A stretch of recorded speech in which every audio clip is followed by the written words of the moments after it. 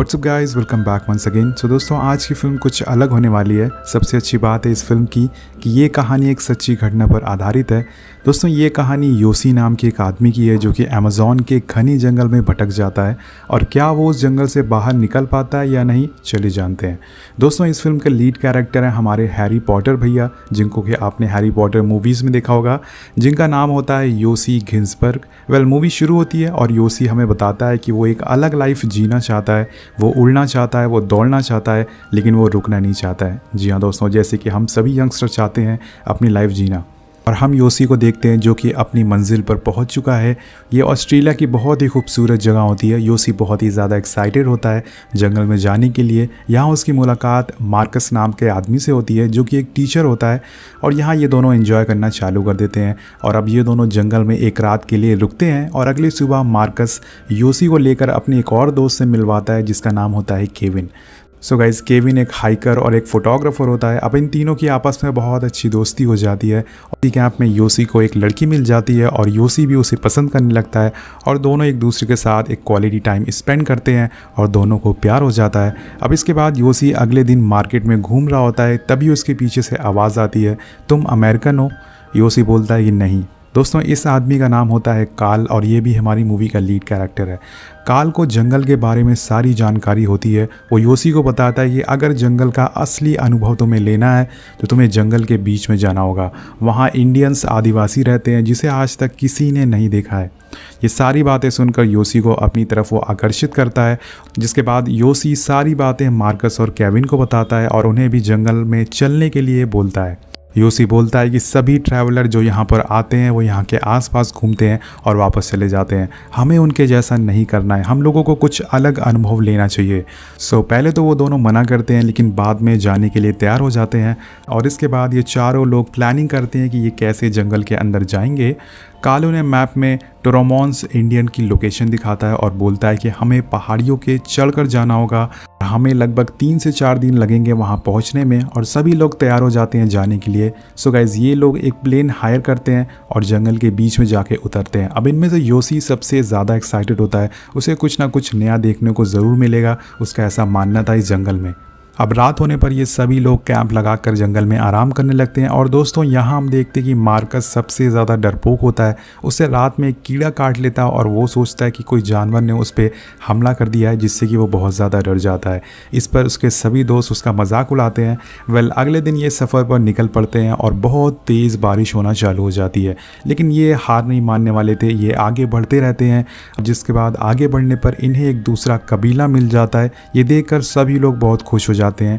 यहाँ पर दोस्तों, जितने भी लोग होते हैं इस कबीले में, वो सभी कार्ल को जानते थे, और सभी लोग एक अच्छा टाइम बिताते हैं इन गांव वालों के साथ। और यहाँ पर योसी को एक गोल्ड का टुकड़ा भी मिल जाता है, जिसके बारे में उसे कार्ल ने बताया था।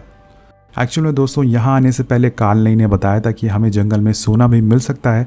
सो पहले तो इनको इस बात पर यकीन नहीं था, लेकिन अभी ये सारी बातें सच होना चालू हो गई है।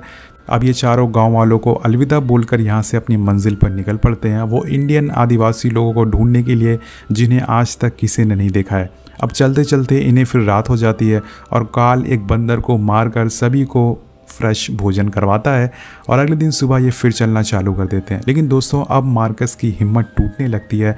चलते चलते उसके पैरों में छाले पड़ जाते हैं और उसके पैरों की बहुत ही बुरी हालत हो जाती है, क्योंकि मार्कस सबसे कमज़ोर होता है इनमें से, और उसकी वजह से इनको फिर से एक दिन के लिए वहीं जंगल में रुकना पड़ता है। यहाँ पर योसी और केविन आपस में बात कर रहे होते हैं कि मार्कस लड़कियों की तरह बिहेव कर रहा है, हमें उसे इस ट्रिप पर नहीं लाना चाहिए था। अगर वो ऐसे ही करता रहा, अगर वो ऐसे ही धीरे धीरे चलता रहा, तो कुछ दिनों में बरसात चालू हो जाएगी और हम यहीं फंस जाएंगे। अगली सुबह होने पर मार्कस की हालत और ज़्यादा ख़राब हो जाती है, और वो सही से और ज़्यादा चल नहीं सकता है। अब यहाँ पर जो कार्ल होता है वो बोलता है कि कबीला पहुँचने में अभी भी 3 से 4 दिन लग सकते हैं, और मार्कस चल नहीं सकता है। जिस पर योसी बोलता है कि कोई बात नहीं, हम उसे उठा कर ले जाएंगे। इस बार पर कार्ल हंसने लगता है और बोलता है कि ऐसा पॉसिबल नहीं है। कार्ल यहाँ पर सभी को वापस जाने के लिए बोलता है, लेकिन योसी इतनी दूर से यहाँ तक आया है और अब वो हार नहीं मानने वाला है। जिसके बाद केविन एक बीच का रास्ता निकालता है। वो बोलता है कि हम पानी के रास्ते जाएंगे जिससे मार्कस को चलना ना पड़े। काल उन्हें बताता है कि इतना आसान नहीं है नदी के रास्ते जाना, उसमें हमारी जान भी जा सकती है। लेकिन ये तीनों किसी तरह से उसे मना लेते हैं और एक राफ्ट बनाना चालू कर देते हैं और बहुत मेहनत के बाद एक राफ्ट बनकर तैयार हो जाती है। काल बोलता है कि सब लोग मुझे फॉलो करेंगे, जैसे मैं बोलूँगा राफ्ट उधर घुमाना है। अब ये निकल जाते हैं, लेकिन पानी का रास्ते से जाना इतना आसान नहीं होता है दोस्तों। अगले पल ही एक बहुत ही बड़ी चट्टान इनके सामने आ जाती है और पानी का जो बहाव है वो भी बहुत तेज़ है इस नदी में। काल बोलता है कि लेफ़्ट घुमाओ और फिर बोलता है कि राइट घुमाओ। अब नदी का बहाव इतना ज़्यादा तेज़ होता है कि ये लोग उसमें बहना चालू हो जाते हैं, जिससे कि इनकी बोट बहाव में बहना चालू हो जाती है। अब केविन बोलता है कि हमें नदी के बहाव में चलना चाहिए, लेकिन काल उसकी बातें नहीं मानता है और दोनों में यहाँ बहस होना चालू हो जाती है। लेकिन योसी इन्हें रोक लेता है और राफ्ट को किनारे लगाता है। यहाँ पर दोस्तों काल इन पर बहुत गुस्सा होता है कि तुमने मेरी बात क्यों नहीं मानी है। काल इन सभी को बोलता है कि हम आज रात के लिए यहीं रुकेंगे और फिर कल अपना सफ़र आगे तय करेंगे। अब योसी केविन के पास आता है और आपस में बात करता है कि लगता है काल को तैरना नहीं आता है, इसलिए वो पानी से डरता है। वेल दोस्तों, ऐसा सच भी होता है। काल को एक्चुअल में तैरना नहीं आता था, इस वजह से वो नदी के रास्ते नहीं जाना चाहता था। और अब इसी तरह से जंगल में रात काटने के बाद अगला दिन भी आ जाता है, लेकिन काल यहाँ पर अपना इरादा बदल लेता है। वो पैदल चलकर जाने के लिए बोलता है और इस बात को सुनकर इनकी परेशानी और ज़्यादा बढ़ जाती है, क्योंकि काल इनकी बातें मानने से इनकार कर देता है। यहाँ पर जो मार्कस होता है वो भी फैसला लेता है कि वो काल के साथ पैदल ही चलकर जाएगा। सो गाइस दोस्तों, यहाँ पर ये लोग डिसाइड करते हैं कि 2 लोग पैदल चलकर जाएंगे और 2 लोग राफ्ट से चलकर जाएंगे। जिसके बाद काल और मार्कस इन्हें अलविदा बोलकर यहाँ से निकल जाते हैं अपनी मंजिल की तरफ। और वो भी सही से नहीं चल पा रहा था, लेकिन फिर भी उसके अंदर जुनून होता है, उसके अंदर हिम्मत होती है। वो बोलता है कि मैं अपनी मंजिल पर पहुँच जाऊँगा जैसे भी। इधर केविन और योसी भी राफ्ट लेकर निकल पड़ते हैं। वो दोनों बहुत ही ज़्यादा खुश होते हैं क्योंकि अब सारा कंट्रोल राफ्ट का उनके पास था। ये दोनों आगे बढ़ना चालू कर देते हैं, लेकिन ये सफ़र इतना आसान नहीं होने वाला था।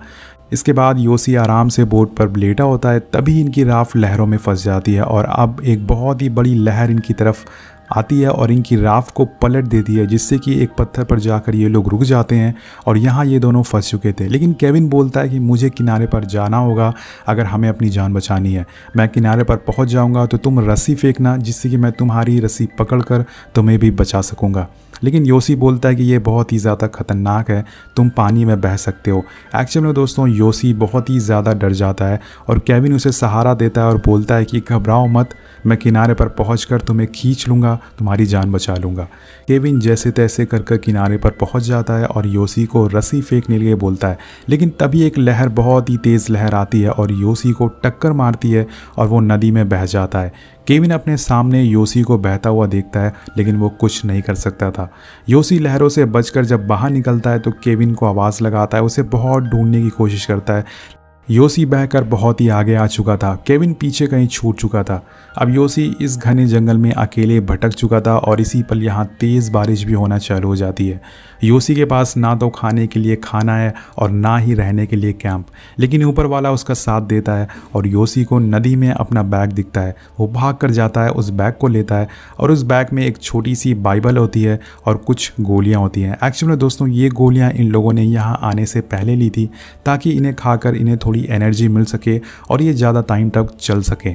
और इसे खाने के बाद योसी को फिर से एनर्जी आ जाती है और वो केविन को दोबारा ढूंढना चालू कर देता है। वो दोबारा आवाज़ लगाता है, लेकिन केविन उसको कहीं भी नहीं दिखता है और योसी निराश होकर वहीं नदी के पास बैठ जाता है। लेकिन वो भी हार नहीं मानने वाला था। वो बैग खोलता है और मैप बाहर निकालता है। वो नदी का नक्शा बनाकर डिसाइड करता है कि वो उसे फॉलो करते हुए यहाँ से निकलेगा। अब आगे चलने पर उसे बहुत ही तेज़ भूख लगी होती है, लेकिन उसके पास खाने के लिए कुछ भी नहीं होता है और रात में सोते टाइम उसे एक आवाज़ आती है। वो सोचता है कि ये केविन की आवाज़ है, लेकिन जब वो सामने देखता है तो उसे वहाँ पर मार्कस दिखता है। लेकिन जब वो टॉर्च जलाकर देखता है तो वहाँ पर कोई नहीं होता है। ये सिर्फ उसका एक भ्रम था, एक हेलुसिनेशन था। अब अगली सुबह उठने पर उसे अपनी स्किन में कुछ फील होता है। वो एक चाकू से उसे काटता है और दोस्तों रात में सोते टाइम उसकी बॉडी में एक रेंगने वाला कीड़ा चला गया था, जिससे कि योसी स्किन काट कर बाहर निकालता है और इसे काटते टाइम उसे बहुत ही ज़्यादा दर्द होता है, लेकिन उसके पास कोई रास्ता नहीं है। अब वो आगे बढ़ना चालू कर देता है और योसी को कुछ चिड़ियों के अंडे मिलते हैं और जब वो अंडों को फोड़ता है तो उसमें उसके छोटे बच्चे होते हैं। लेकिन यहाँ पर योसी को इतनी ज़्यादा भूख लगी होती है कि वो उसे ज़िंदा ही खा जाता है और जिसके बाद वो फिर से आगे बढ़ना चालू कर देता है और यहाँ पर उसकी किस्मत उसका साथ देती है उसे कुछ लोगों का सामान मिलता है जो कि यहाँ पर छोड़कर चले गए थे। तो योसी डिसाइड करता है यहाँ पर थोड़ी देर आराम करने के लिए। वो अपने पैर के मोजे निकालता है और उसके पैर बहुत ही बुरी तरह से ज़ख्मी हो गए थे। इसे देखकर वो रोने लगता है और उसे एहसास होता है कि मार्कस को कैसा लग रहा होगा जब उसके पैर भी ज़ख्मी हो गए होंगे। तो जिसके बाद वो मार्कस को सॉरी बोलता है कि उसने उसे अकेला छोड़ दिया और अपने आप को कोसने लगता है कि वो कितना डरपोक है कि उसने मार्कस को अकेले छोड़ दिया। अब नेक्स्ट मॉर्निंग वो फिर से चलना चालू कर देता है और यहाँ उसे पैरों के निशान मिलते हैं। तो वो सोचता है कि केविन कहीं आसपास ही है, लेकिन तभी उसे वहाँ पर एक अंडे मिलते हैं जो कि उसने खाए थे। मतलब योसी घूम फिर कर उसी जगह पर दोबारा आ चुका है और ये जानकर वो और ज़्यादा निराश हो जाता है। वो बहुत ही गुस्से में आ जाता है। और दूसरी साइड हमें दिखाया जाता है कि कुछ गाँव वालों को केविन नदी के किनारे मिल जाता है जो कि अभी भी जिंदा होता है। तो गाँव वाले उसे कैंप में ले आते हैं और ठीक होने पर केविन वहाँ के ऑफिसर से बताता है कि उसका दोस्त अभी भी जंगल में फंसा हुआ है और उसे बचाना ज़रूरी है। ऑफिसर उसकी बात मान लेता है और प्लेन से उसे ढूंढना चालू कर देता है।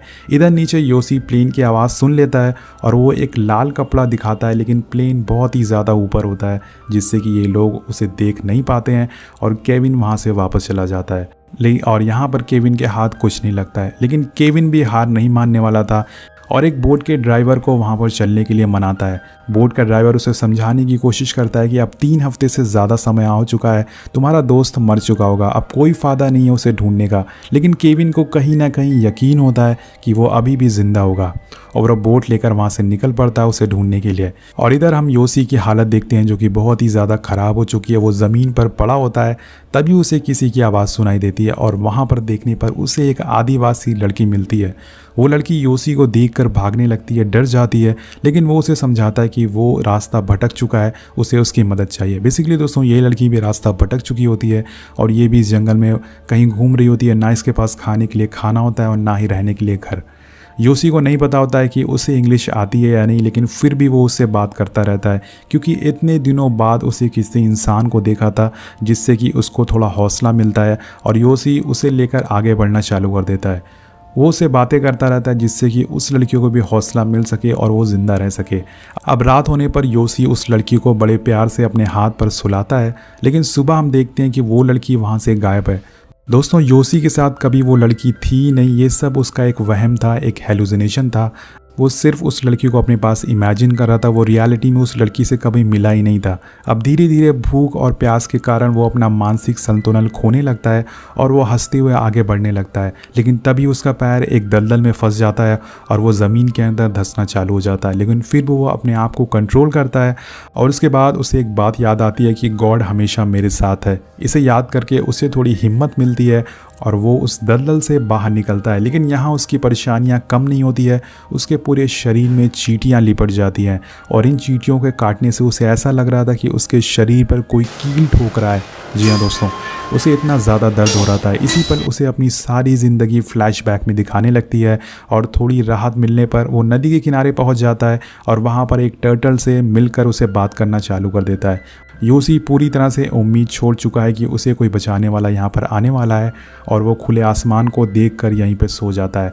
और अगली सुबह हम देखते हैं कि केविन बोट लेकर उसे ढूंढने पहुँच जाता है उसके पास। वो वहीं जाता है जहाँ पर वो योसी को छोड़कर आया था, लेकिन योसी उसे कहीं भी नहीं दिखता है और निराश और हताश होकर केविन यहाँ से जाने लगता है। लेकिन तभी योसी की आँख खुलती है और वो केविन को देख लेता है। लेकिन यहाँ पर दोस्तों योसी इतना ज़्यादा कमज़ोर हो चुका था कि उसकी आवाज़ नहीं निकलती है मदद के लिए, लेकिन ऊपर वाला गॉड योसी के साथ होता है। केविन जाते हुए उसे देख लेता है और ज़ोर से चिल्लाता है, योसी मैं आ रहा हूँ, तुम डरना मत, मैं यहाँ पे आ रहा हूँ। और यहाँ पर केविन अपनी बोट घुमाता है और योसी की जान बचा लेता है। इसीलिए कहते हैं कि दोस्त एक ही बनाओ, लेकिन वो सच्चा होना चाहिए, जैसे कि केविन वो सच्चा दोस्त था जिसने कि कभी हार नहीं मानी और वो फाइनली योसी को लेकर गाँव में पहुँच जाता है। पूरे गाँव वाले बहुत ही शौक नज़रों से योसी को देखते हैं कि वो अभी भी ज़िंदा कैसे है। योसी यहाँ पर केविन का शुक्रिया अदा करता है कि उसने उसकी जान बचाई, जिस पर केविन भी उसे शुक्रिया बोलता है कि उसने भी पहले उसकी जान बचाई थी और ये भी उसका फ़र्ज़ था। जिसके बाद अब एक बच्ची योसी के पास आती है और उसे एक फूल देती है, जिसके बाद सभी गांव वाले योसी के पास आते हैं और गॉड का शुक्रिया अदा करते हैं कि उसने उसे ज़िंदा रखा था। यहाँ पर मूवी ख़त्म हो जाती है दोस्तों, और ये एक बहुत ही अमेजिंग सर्वाइवल मूवी है। ये कहानी हमें सिखाती है कि कभी ज़िंदगी में हार नहीं मानना चाहिए। सो दोस्तों, जैसे मैंने आपको बताया कि ये फिल्म एक सच्ची घटना पर आधारित है, तो आपको भी ये मूवी एक बार ज़रूर देखना चाहिए। मूवी का नाम है जंगल, जो कि 2017 में रिलीज़ हुई थी। मूवी के एंड में हमें बताया जाता है कि केविन और योसी ठीक होने के बाद दोबारा मार्कस और कार्ल को ढूंढने के लिए गए थे, लेकिन वहाँ उन्हें कोई भी पता नहीं चला। हमें योसी की असली तस्वीर दिखाई जाती है जब उसे बचाया गया था, और ये तस्वीर योसी, केविन और बोट ड्राइवर की होती है। और इसके बाद हमें असली मार्कस की भी तस्वीर दिखाई जाती है। सो गाइज, आपको मूवी कैसी लगी नीचे कमेंट करके ज़रूर बताएगा। मिलते हैं आपसे अगली वीडियो में। Thank you so much watching. Peace out.